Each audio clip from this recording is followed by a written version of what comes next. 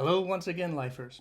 It's been a while since I've added a new video, but as you may know, we're in a holding pattern for our embassy build to the recent unpleasantness. So today, I thought I'd talk a bit about the current state of the cost of Class B RVs and compare that to what we're spending on our new Embassy Class B RV.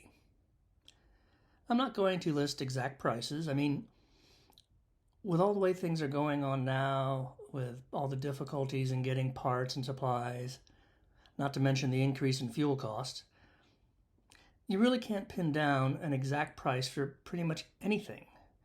It's just too volatile at the moment. So everything in this video today could potentially change in future.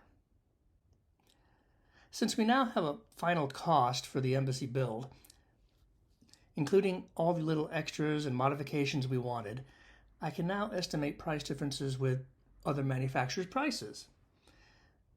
We're spending a pretty penny to be sure, but how much more are we spending when compared to Winnebago or Pleasureway or other manufacturers? Good question.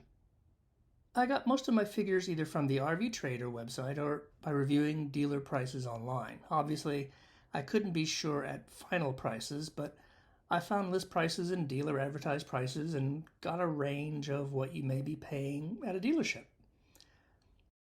It isn't 100% accurate, so I took high and low prices and averaged them out. And then, to be as fair as I could be, I actually reduced those prices by 15%. From what I could tell from dealers that actually showed you their discount online, I'm actually lowballing the prices, so I think I'm as fair as I can be with what someone would be paying at a dealership. I did not take into account any dealer costs that might be tacked on and didn't add taxes to anything, as each state has different tax rates. I did try to find RVs that were as close as possible to the design of the embassy, at least in length and battery systems and general look and feel. It wouldn't be fair to look at a Class C, for instance, and compare the price of that to a Class B. Now, with all that said, this is what I came up with. I looked at the following RVs, all listed as 2022 models: Winnebago's Solis, Travado, Revel, and Boldt, Pleasureway's Recon and Ontour 2.2, Storyteller's Overland Mode LT, the Coachmen Beyond, and the Airstream Interstate 19. Even though there are other RVs out there and even different versions of the models I'm pricing, I think this is a fairly good cross-section of RVs to compare. Remember, I'm just getting some general costs, not anything too specific because of the volatility of pricing right now. All that said, I did add the Solis PX, which is a budget build, mostly because I like Winnebago's idea of building a no-frills RV and I wanted to see the difference in cost with our embassy build. I also had to guess at battery power for most of these vans. Manufacturers will either describe power by amps or by watts, and that can get a little confusing. But the formula isn't difficult to convert one to the other. So as long as I knew the voltage used, I could figure out the rest. Now, don't get too concerned over which is better to measure by, volts or amps or watts, as there are a lot of other factors that determine how long your battery is going to last. The efficiency of the things you power, how much insulation you have, the size and layout of your RV, and so on. The reason I wanted to show watts, amps, and volts was so you could see relatively how powerful or underpowered each system was. The actual efficiency of the system isn't ever going to be shown using watts of power or storage of amps or the movement of volts. It would be like asking how long a runner can run without looking at what they're running on, a smooth track or shards of broken glass. I also didn't compare other items like how good the insulation really was or the size of refrigerators or toilet options, things like that. It would have just been too complicated to deal with, so keep all that in mind when looking at relative costs. Now that I've explained all of that, let's start with the bills that cost less than what we're paying for our Embassy build. The Winnebago Solus is a budget build with no frills added, so you should expect a lower price, and it is by 30%. It's a shorter van and only comes with AGM batteries and no lithium option available, and this accounts for the much lower price. I have no issue with this. If an RV is advertised as having fewer luxuries and is then sold for a more affordable price, I'm all for it. My issue is when something is made cheaply but sold at a premium, but I don't believe that's the case with the Solus. It's advertised as having less frills, and you can easily see there is no lithium battery option. So good on Winnebago for that. It may not be the build for us, but I'm impressed with what it offers compared to its relative affordability. So next up are both the Winnebago Travato and the Way Ontour 2.2. Both cost less than the Embassy build we're getting, by about 10 to 12%. And this is a savings when you're looking at over $100,000 for a van. That said, there are some issues. The Travato is shorter by a couple of feet and built on a ProMaster, which costs less than a Transit, which is fine. It also is what I would call an average build. Nothing spectacular in its design, and the materials used are not what I would consider the best quality. It does come with a very good 48-volt battery system at 9,500 watts, and by all accounts, the power should last you a while. I am unsure about the insulation. They have said it has been improved with the redesigned models, but I can't find any specifics. All I know is when we rented our Travato, insulation was lacking, especially in the back where the bathroom was, and it was a very cold night when we rented that RV. This could affect runtime for either heating or cooling. The Way, on the other hand, is famous for high standard and build quality, and the ones I have seen do demonstrate this. I give them high points for that. But again, there are some issues with this build. They have a proprietary battery system, so I have no idea if it is even possible to add more batteries later. I'm also unsure about getting repairs for their system if and when there's an issue. Do you have to go to a Way dealer to get things repaired? If so, that isn't such a great deal.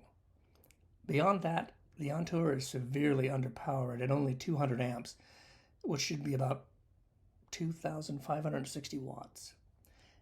It looks like a 12-volt system, so it is different from the 48-volt system in the Travato, but I think the wattage is right, so it's probably a fair comparison. Because of the limited power, it comes with a generator, since you can't run the air conditioner without one.